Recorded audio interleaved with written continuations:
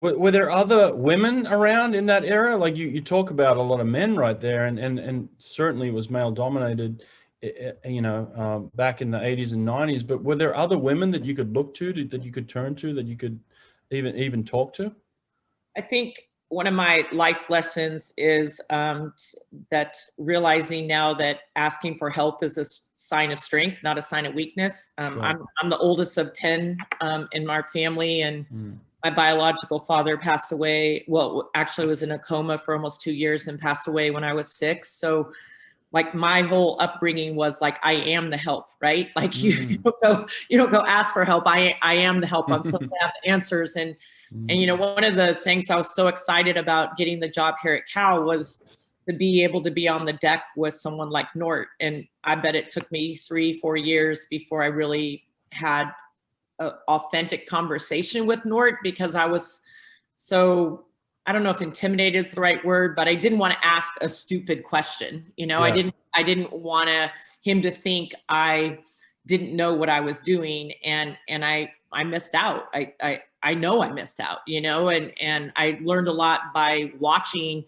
but the next step to watching is to follow up with questions. Right. And if you don't do that, I had to get to the point where I knew that asking for help was a way that I was going to progress as not only a coach, but as an individual. And so me asking Kathy for help, like I still don't even know when or how I did it, but I can remember going to NCAAs like early on in my career here as a Cal coach, and I just was like, how can Northwestern have relays that are in the top 8 and they don't have anybody in the top 8 individually? Like what's going on, and they're laughing and they're having fun, and it just was like this doesn't make sense to me. Something's going on that doesn't, like 1 + 1 should equal 2, but 1 + 1 was equaling like 5. And I knew that I needed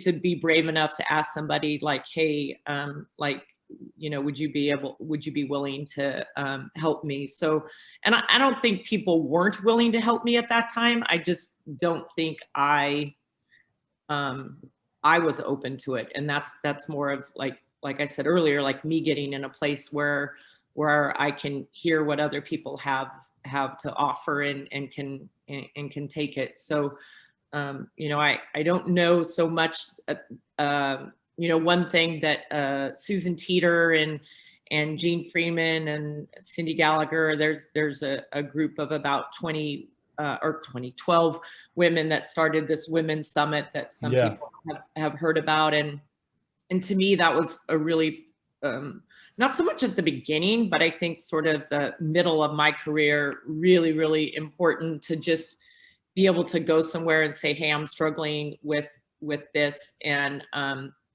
hear that some people were having the same struggles. I think as coaches, we don't want to share our struggles because it might get used against us in recruiting, or we'll look like we don't have the answers or whatever. Yeah. And so having a place to go, hey, I'm struggling with this, or, has anybody experienced this before, was really freeing. And I have a lot of little things that go through my head as I say that. Like I can remember saying to Kathy at one point, like, I don't understand why I'm so tired. And she's like, Teri, every coach I'm talking to is tired right now. Or like another, later on in the years, like, Teri, have you ever realized like they're 18 and you're like 40 now? I'm like, whoa, like that's a good point.